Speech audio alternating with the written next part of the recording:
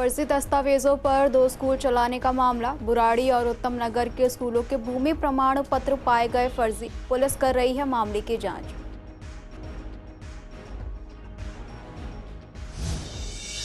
प्रदूषण कम करने के लिए किया जा रहा है सड़कों पर पानी का छिड़काव। पूर्वी दिल्ली के कई इलाकों में स्वीपिंग मशीनों का संचालन तेज।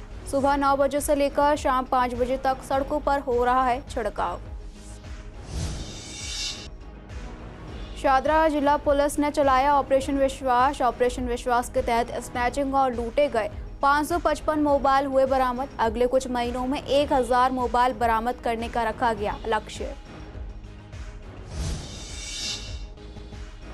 एहबास रैन बसेरों में बिजली और गर्म पानी की नहीं है व्यवस्था। रैन बसेरों में बुनियादी सुविधाओं का अभाव। शरणार्थियों को हो रही है परेशानी।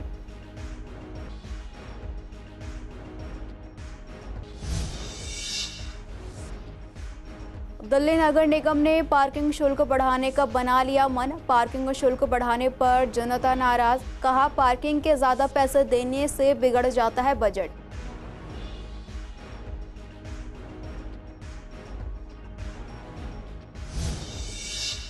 नमस्कार, सीसीएन देख रहे हैं आप। मैं हूं आपके साथ दुर्गा शर्मा। रुख करेंगे इस वक्त की अहम खबरों की ओर।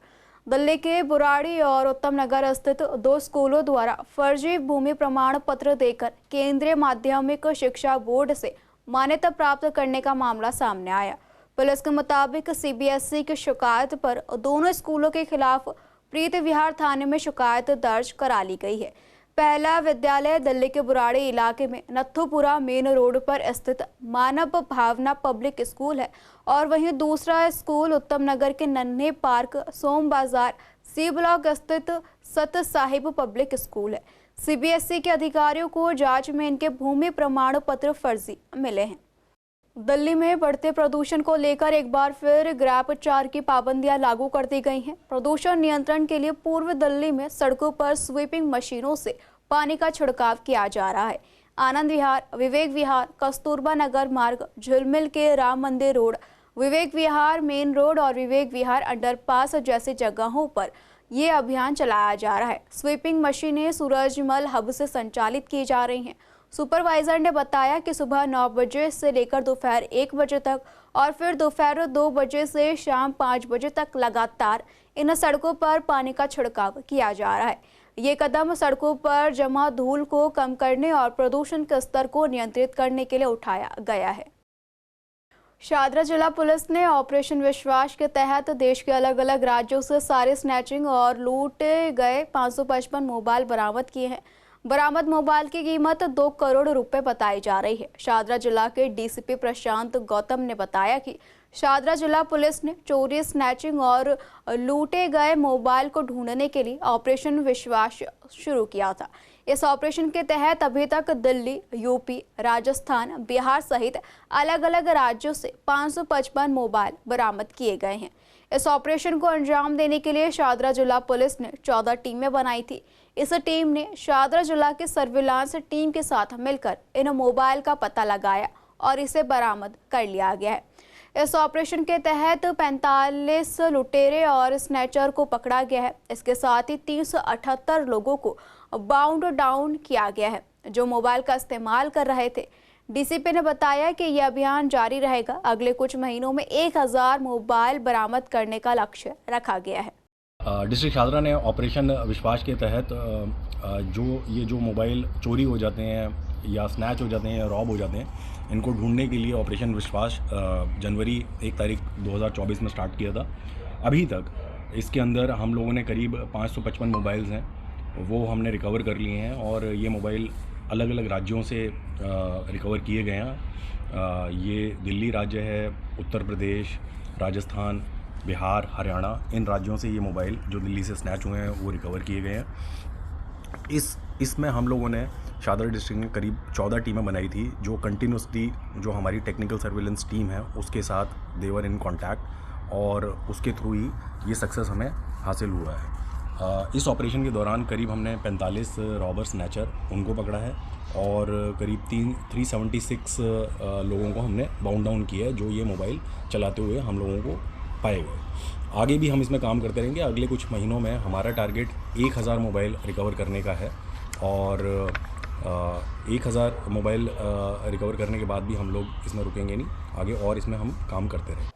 दिल्ली के रैन बसेरों की हालत पर जब सीसीएन की टीम ने दिलशाद गार्डन के एहबास के अस्थायी रैन बसेरों का जायजा लिया तो कई खामियां सामने आई। इन रैन बसेरों में बिजली और गर्म पानी जैसी बुनियादी सुविधाओं का अभाव है। यहाँ रहने वाले शरणार्थियों के लिए करीब 20 बिस्तरों की व्यवस्था की गई, लेकिन नहाने के लिए गर्म पानी और फोन चार्जर जैसी सुविधाएं उपलब्ध नहीं। रैन बसेरों के केयर टेकर ने बताया कि बिस्तर, समय पर खाना, पीने का पानी और शौचालय की सफाई जैसी व्यवस्थाएं ठीक है, लेकिन गर्म पानी के सवाल पर उन्होंने बताया कि इसके लिए शरणार्थियों को 200 मीटर दूर अस्थायी रैन बसेरों में जाने को कहा जाता है। ठंड के मौसम में ये स्थिति शरणार्थियों की परेशानियां बढ़ा रही हैं और प्रशासन के दावों पर सवाल खड़े कर रही है। खाना दोनों टाइम मिल रहा और पानी भी मिले, नहाने धोने को टंकी भी है, दोनों टंकी है, टॉयलेट वगैरह सब साफ है। हाँ टॉयलेट भी है, दो है। सुविधा बहुत बढ़िया दे रहे हैं सर, और ये भी 15 दिन से यहाँ पे रह रहे हैं, आप इनसे पता कर सकते हो। खाने पीने की कोई दिक्कत नहीं है, लैट्रिन बाथरूम भी है, सोने बैठने की, बाकी कंबल वम्बल कोई भी आता हम रख लेते हैं। कोई बाहर भी घूमता हम कह देते भाई यहाँ सो जाओ, ठंड में हम मनने नहीं देते किसी को। जी अभी तो हम फिलहाल यही कर सकते हैं कि आगे पक्का 80 नंबर में पक्का रेन बसेरा है, वहाँ से हम गर्म पानी की सुविधा करवा देते हैं लोगों को। जैसे आग से बचाने के लिए आपने फायर की बाल्टियाँ भी रखी, क्या उसमें मिट्टी वगैरह जो इंस्ट्रूमेंट होता है वो अवेलेबल है? जी पूरे अवेलेबल है सर। यहाँ पे एक तो कंबल वगैरह दिए जा रहे हैं और गद्दे वगैरह हैं और पानी है और खाने 2 टाइम सुविधाएं खाने की सब चीज़ है यहाँ पे। लैट्रिन है, बाथरूम है, चाय वगैरह भी है सुबह। दिल्ली में प्रदूषण के कारण हवा बेहद जहरीली है। बढ़ते प्रदूषण को देखते हुए दिल्ली नगर निगम ने पार्किंग दर में बढ़ोतरी करने का मन बना लिया है। इसके लिए निगम आयुक्त की ओर से निगम सदन की बैठक में प्रस्ताव लाने की तैयारी की गई। अगर ये प्रस्ताव निगम सदन में पारित हो जाता है तो निगम के अधीन सभी पार्किंग साइटों पर पार्किंग दर में 2 गुना बढ़ोतरी हो जाएगी। इसे लेकर हमने पूर्वी दिल्ली की जनता से बात की तो जनता का कहना है कि पहले ही पार्किंग के पैसे काफ़ी ज़्यादा लिए जाते हैं, लोगों की सैलरी कम है और उन्हें पार्किंग के ज़्यादा पैसे देने पड़ते हैं, जिससे घर के बजट में काफ़ी ज़्यादा दिक्कतें आती हैं। लोगों का ये भी मानना है कि थोड़े बहुत काम के लिए अगर उन्हें पार्किंग लगानी पड़ती है तो भी उसके एक्स्ट्रा पैसे देने पड़ते हैं। पार्किंग वाले कहते हैं कि पीछे से उन्हें टेंडर महंगा मिलता है और पार्किंग भी सेफ नहीं रहती। एमसीडी ज़्यादातर पार्किंग का रोड फुटपाथ के किनारे भी दे देती है, जिससे गाड़ी भी सेफ नहीं होती और पार्किंग भी काफ़ी ज़्यादा देनी पड़ती है। अगर एमसीडी पार्किंग शुल्क बढ़ाने का विचार कर रही है तो वो गलत है। देखो ये डेवलप कर दिया, गलत करा इन्होंने, क्योंकि देखो आम बंदा अपनी ड्यूटी पे जाता है। आज मैं हूँ, ठीक है, मैं जहाँ पर अपनी गाड़ी खड़ी करता हूँ वहाँ पर मेरे को 50 से 60 रुपये देने पड़ते थे डेली के, आज वो मेरे 200 रुपये हो गए हैं। अब सोचो इस साल महीने के मेरे 6000 रुपये हो गए हैं, ठीक है। अगर एमसीडी उनसे बोलते हैं कि हमारी पार्किंग कम कर दी जाए तो कहते हैं जी एमसीडी वालों ने बढ़ा दी, जो ठेका पहले 9 लाख रुपये का था 15 लाख रुपये का कर दिया, 20 लाख रुपये का कर दिया। अब सोचो अगर हम मेरी तनख्वाह 30,000 रुपये है, 6,000 रुपये तो मैं पार्किंग वाले को दूंगा पहले, हमें बचेगा क्या? हमें बचेगा क्या उसमें? और उस पर पार्किंग वालों की फिर गुंडागर्दी होती है। अगर कहीं और लगा देते हैं तो उस पर हमें बोला जाता है कि जी ये पार्किंग जो है सारी मेरी है, आपको यहाँ पर नहीं लगाने दिया जाएगा। कहाँ जाए आम बंदा? ये मार जो है सीधी सीधी मार जो है जनता की जेब पर ही है ना। ये तो नहीं, मैं इस चीज़ के विरुद्ध हूँ कि इतने रेट नहीं बढ़ने चाहिए किसी भी चीज़ के। गवर्नमेंट हमारी है, वो हमारे को फैसिलिटीज़ देने की बजाय वो सरकार की जगह शाहूकार हो रही है। तो गवर्नमेंट को शाहूकार नहीं होना चाहिए, सरकार ही रहना चाहिए। सरकार का मतलब होता है आम पब्लिक के लिए फ़ायदा करना, उसकी फैसिलिटीज़ का ध्यान रखना, उनकी जो ज़रूरतें हैं उसको पूरा करवाना। लेकिन वो हर चीज़ की ज़रूरत जो पूरी हो रही है वो ये देखते हैं कि कहाँ पे इंसान की मजबूरी है, जहाँ जो नेसेसरी चीज़ है उसके ऊपर रेट वो बढ़ाए जा रहे हैं कि आदमी झक मार के भी करेगा ही करेगा। आप गलियों में से बैन कर रहे हो पार्किंग, और पार्किंग में रेट बढ़ा रहे हो इतने। आप पार्किंग को फ्री कीजिए ना और गली में बैन कीजिए, तो देखिए कैसे लोग गली में से उठा के अपनी पार्किंग में अपने व्हीकल्स को खड़ा करते हैं। तो तरीका यही है कि आप बेमतलब के इसके चार्ज ना बढ़ा के और उसको पब्लिक की फैसिलिटीज़ के लिए कार्य करें।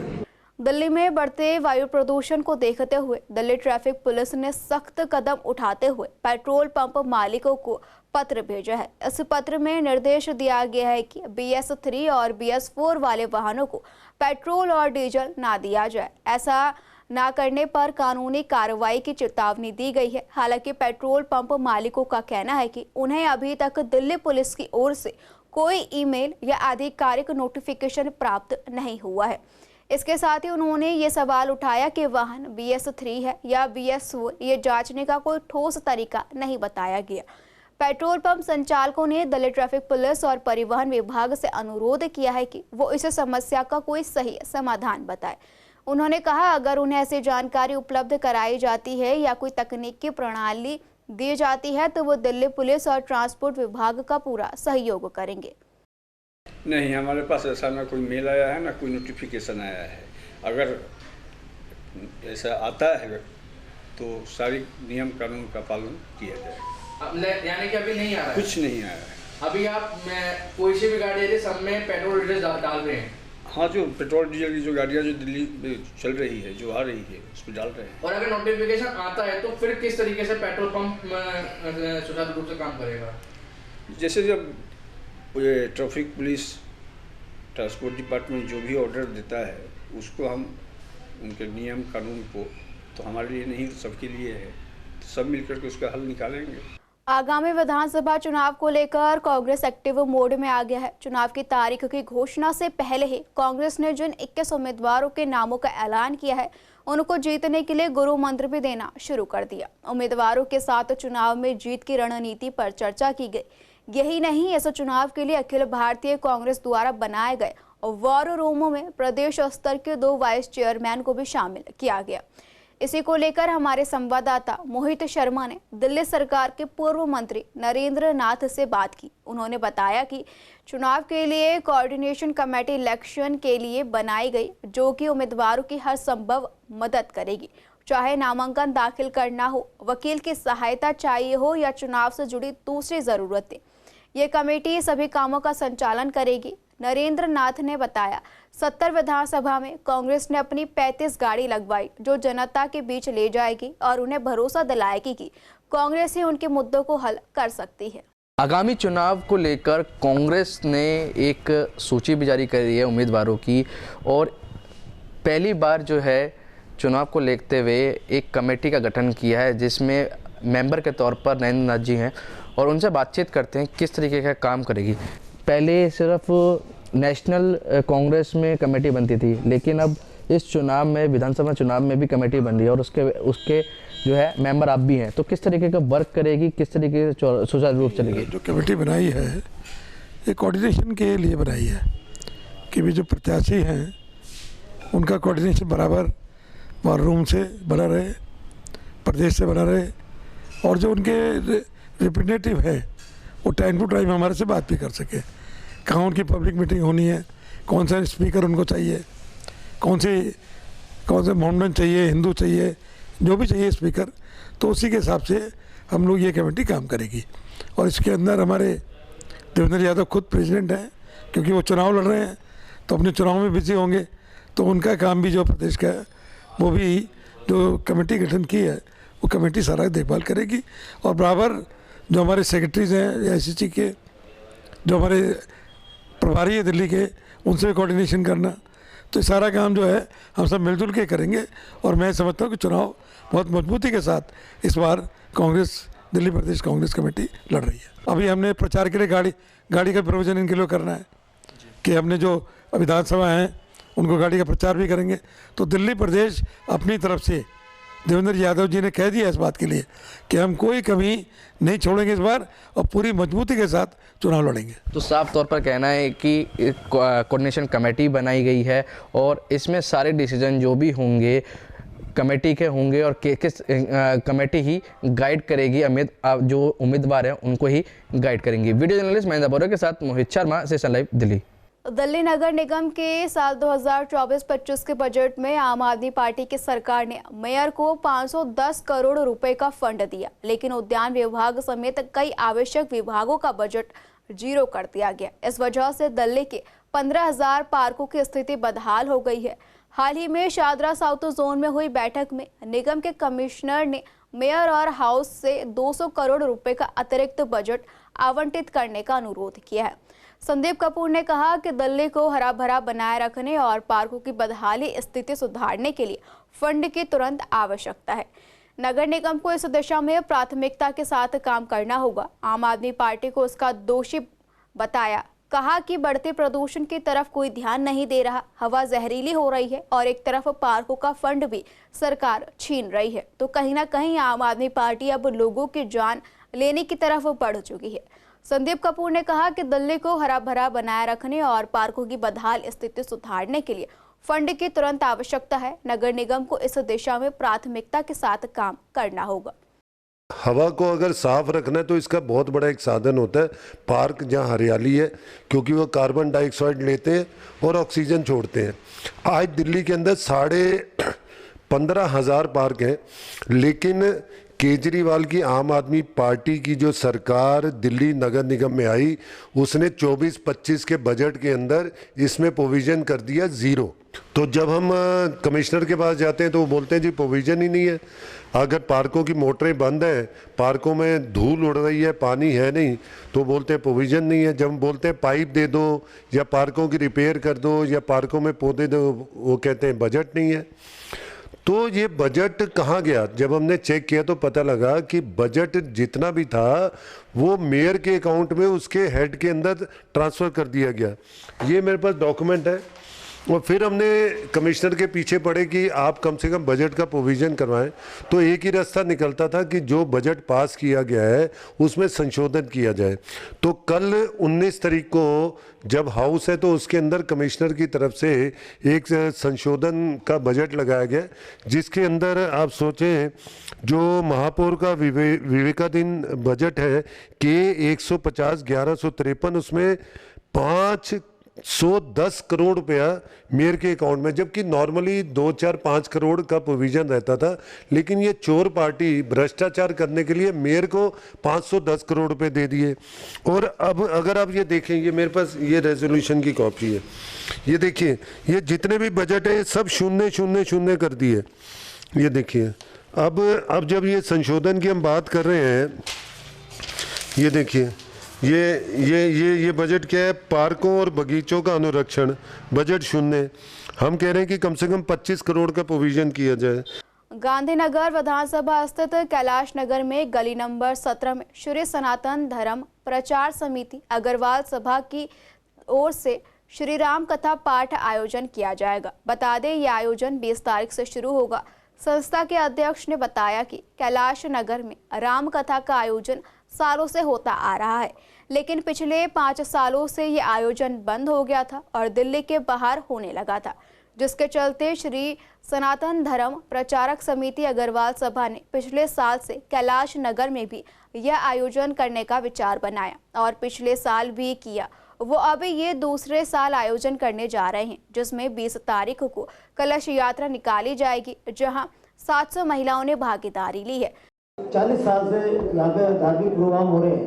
रामलीला हो रही है, रामलीला का प्रधान भी मैं हूँ। समझे, हमारी भागवत कथा जो प्यारे लिखने वालों ने इसका नींव रखी थी और आज तक चलती आ रही है। तो मतलब ऐसा कभी यहाँ नहीं हुआ कि तनाव पैदा हुआ। यहाँ पे तो सब भाई भाई हैं आपस में। कभी ये नहीं हुआ कि यहाँ पे हमारी शोभा यात्रा बाहर मैन रोड से निकलती आ रही है और बड़े उससे निकलती है। तो हमने 1-2 रथ कर रखे, 10-10 रथ निकले, हाथी बैंड बाजे घोड़े सब निकले, मगर आज तक ऐसा नहीं हुआ। रहा जो सवाल, हमारे यहाँ जितने बंदे हमारे यहाँ निमंत्रण होते हैं सब एक साथ चलते हैं। तो मेरा ये कहना है कि ये पौधा तब से लगा हुआ है। उसके बाद लाला जी ने संन्यास लिया और उन्होंने अपना जो बाकी का जीवन था वो हरिद्वार में उन्होंने गुजारा प्रॉपरली। तो ये जो हमारी संस्था है ये उसी टाइम में उन्हीं का पौधा लगा हुआ है और आज वो पेड़ बन गया है। तो निश्चित रूप से जैसा बघारा देवी संस्था की बात है कि ये मुतुवाली जो हमारे और हकीकत से जुड़े हुए हैं और बहुत सारी संस्था जो धार्मिक से जुड़े हुए हैं। तो निश्चित रूप से जनता पब्लिक की बात है। जब हम वहाँ कथा कराते थे, माधु स्वामी पाए थे, तो वहाँ 5 से 6-7 हज़ार लोग आया करते थे। इतना बड़ा टाइम होता था। तो जहाँ तक अभी भी वो जो जगह है वो फिल करने की वजह से हमारे पास नहीं है। आने वाले समय में अगर वहाँ हमें मंगल स्पेस मिलेगा तो निश्चित रूप से ये था कि ये जो हमारे गांधीनगर और राष्ट्रीय की जनता थी ये महबूब वाली थी की कथा नहीं हो पाई थी। आचार्य श्री महामाया प्रसाद शास्त्री जी उत्तराखंड वाले, उनके द्वारा उनके श्रीमुख से श्री राम कथा का वाचन किया जाएगा। दिनांक 20/12 से 28/12 तक। 20 तारीख को ही हमारी कलश यात्रा भी निकाली जाएगी श्री पंचमुखी हनुमान मंदिर गली नंबर 2 से, और जो कि 11:30-12 बजे वहाँ चलेगी और वहाँ से शोभा यात्रा यहाँ पर अग्रवाल धर्मशाला में आएगी और उसके बाद श्री राम कथा का आयोजन स्वामी जी द्वारा किया जाएगा। पर्यावरण संरक्षण के साथ साथ पूर्व दिल्ली के स्कूलों में नशा मुक्ति अभियान भी तेजी से चलाया जा रहा है। इसी क्रम में बुधवार को गांधीनगर के डीएवी स्कूल में कार्यक्रम आयोजित किया गया। स्कूल प्रेयर के दौरान बच्चों को नशा मुक्ति की शपथ दिलाई गई। कार्यक्रम में स्कूल के प्रिंसिपल जागरूककर्ता ओपी यादव और आशुतोष ने बच्चों को नशे के दुष्प्रभावों के बारे में बताया। उन्होंने समझाया कि नशा न केवल व्यक्ति की सेहत बल्कि समाज के लिए भी हानिकारक है। इसके साथ ही बच्चों को ये जिम्मेदारी दी गई कि वो अपने आसपास के लोगों को भी नशे के खिलाफ जागरूक करें। कार्यक्रम में स्कूल के सभी अध्यापक भी मौजूद रहे और उन्होंने बच्चों को इस अभियान में भागीदारी निभाने के लिए प्रेरित किया। आज डीएवी विद्यालय क्रमांक 1 गांधीनगर नेहरू गली महावीर चौक, जो कि हिंदू शिक्षा समिति विद्या भारती द्वारा संचालित है, उसमें नशा मुक्ति अभियान चलाया गया। इस अभियान के अंतर्गत विद्यालय के सभी अध्यापक, सभी छात्र और कुछ अभिभावकों ने भी हिस्सा लिया। सबने प्रतिज्ञा ली, शपथ ली कि हम नशा मुक्ति अभियान में जोर शोर से हिस्सा लेंगे। अपने गली में, अपने परिवार में, अपने मोहल्ले में किसी प्रकार का भी नशा नहीं होने देंगे। फिलहाल पूर्व दिल्ली खास में इतना ही। खबरों के लिए बने रहिए CCN लाइव के साथ।